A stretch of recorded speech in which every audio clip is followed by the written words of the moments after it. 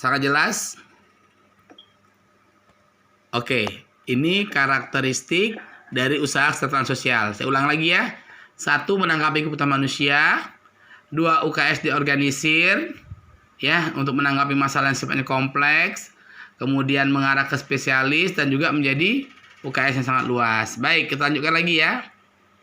Nah, bagaimana sifat pembangunan? Ya, sifat pembangunan bidang kesejahteraan sosial. Kalau kita lihat di sini ada 3 sifatnya. Pertama, pembinaan dan pengembangan pelayanan kesejahteraan sosial sasaran garapan. Nah, yang pertama ini pembinaan dan pengembangan.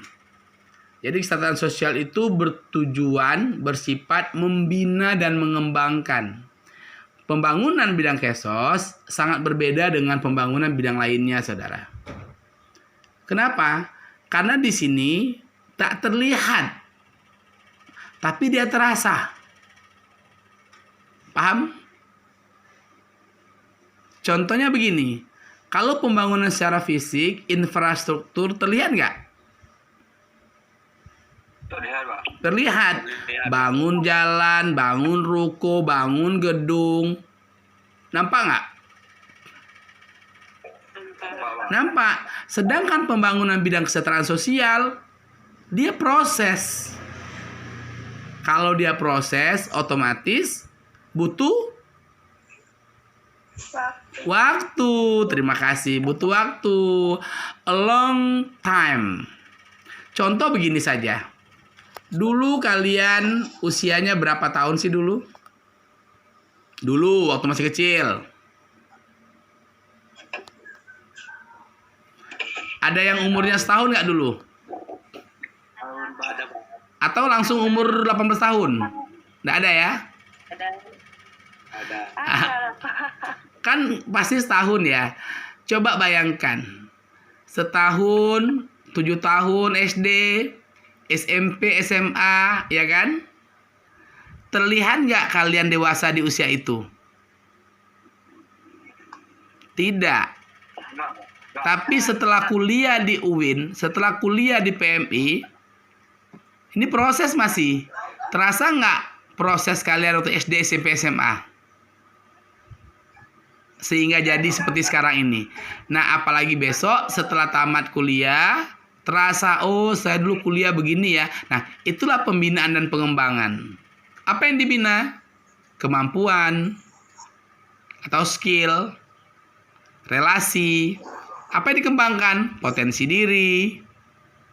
Nah, ini kesejahteraan sosial. Jadi masyarakat membinanya memang tidak mudah. Membina masyarakat itu, membutuhkan energi yang besar, saudara. Syukur kalian merupakan orang-orang tangguh yang bisa melakukan itu kayaknya. Membina dan mengembangkan. Jadi, selalulah berbuat untuk mereka, hasilnya nanti. Nah, ini butuh pembinaan dan pengembangan. Yang kedua, bersifat pelayanan, services. Kalau bicara masalah pelayanan, seluruh aspek kehidupan itu adalah pelayanan.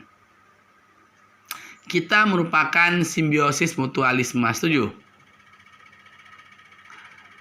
Saling membutuhkan, saling memberikan pelayanan.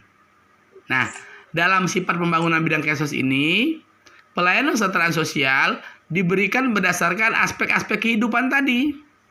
Contoh, aspek kehidupan kesehatan. Siapa yang beri pelayanannya?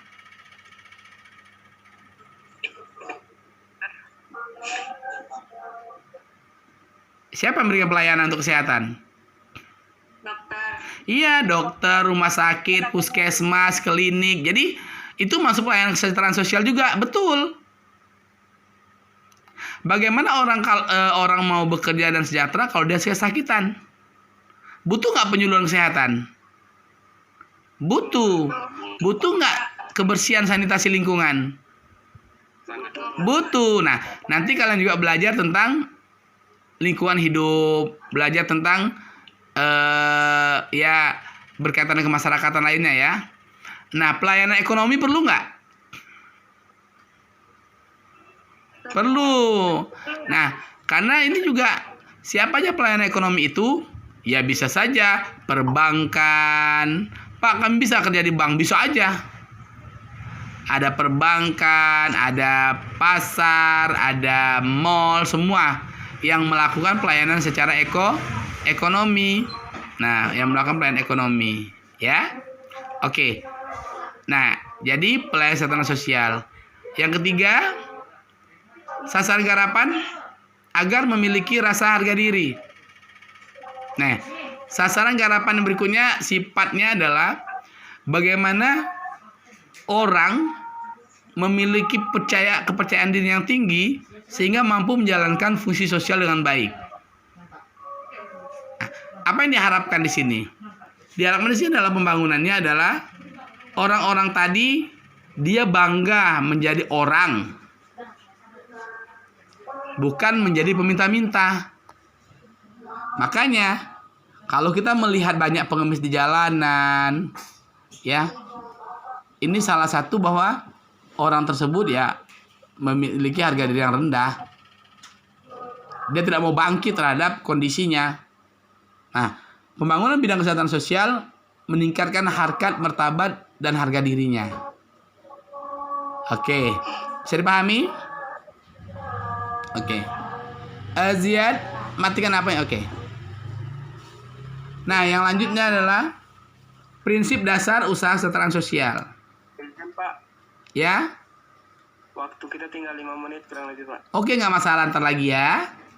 Oke. Baik, Pak. Ini prinsip-prinsip dasar KESOS ya. Setiap warga negara berhak atas taraf kesejahteraan sosial, prinsipnya. Jadi tidak ada orang yang tidak boleh sejahtera. Semua orang wajib sejahtera. Oke? Social welfare for all. Bahwa kesehatan sosial itu milik semua orang. Dan semua orang wajib sejahtera. Semua orang wajib bahagia. Nah, ingat, semua orang wajib bahagia. Kedua, KESOS itu tanggung jawab pemerintah dan masyarakat. Jadi, tidak hanya kita selaku pemerintah masyarakat, tapi seluruh ya tanggung jawab pemerintah dan juga masyarakat. Yang ketiga adalah prinsip kemanusiaan, kekeluargaan, gotong royong, kebersamaan, dan juga keadilan. Ini prinsip dasar yang harus dipenuhi. Fungsinya ada 4. Fungsi UKS itu ada pencegahan, rehabilitasi, pengembangan, dan juga penunjang. Kalau dia bersifat pencegahan berarti preventif. Supaya apa? Tidak terjadi masalah. Nah, bagaimana Pak dengan yang sudah ada bermasalah? Butuh rehabilitasi, butuh perbaikan, supaya mengembalikan fungsi sosialnya. Yang mana? Yang 3 tadi. Oke. Yang ketiga adalah pengembangan. Bagaimana meningkatkan taraf kesejahteraan dan partisipasi masyarakat untuk mengembangkan kapasitas dirinya dan juga menjadi penopang atau penunjang dalam pelayanan-pelayanan sosial yang ada. Oke, ini contohnya ya. Ini korban bencana, anak terlantar. Ini mungkin ada yang slum area ya, atau anak-anak yang ada daerah kumuh. Terlihat? Ya, oke. Anak-anak yang mengalami masalah kesehatan, bibir sumbing mungkin, ada katarak, ada juga permasalahan stunting. Sekarang sedang sibuk dengan masalah stunting. Nah, ini juga perlu menjadi pemikiran kita. Ini jompo terlantar. Nah, ini juga lanjut usia yang mungkin membutuhkan perhatian kita juga nih. Mereka-mereka yang tidak diberikan pelayanan yang lebih baik di rumah, atau mungkin perlu pelayanan ekstra lainnya. Ini sasaran garapan kita juga nih. Oke. Nah, demikian tadi ya hal-hal yang berkaitan dengan prinsip-prinsip ya UKS yang ada. Baiklah, karena waktu kita yang cukup mepet dan sudah mau habis menjelang Jumatan. Demikian mungkin yang bisa saya sampaikan. Lebih dan kurang saya mohon maaf. Oke, ini anak-anak yang ada di kelas saya. Masuk YouTube loh. Oke. Smile dong. Oke.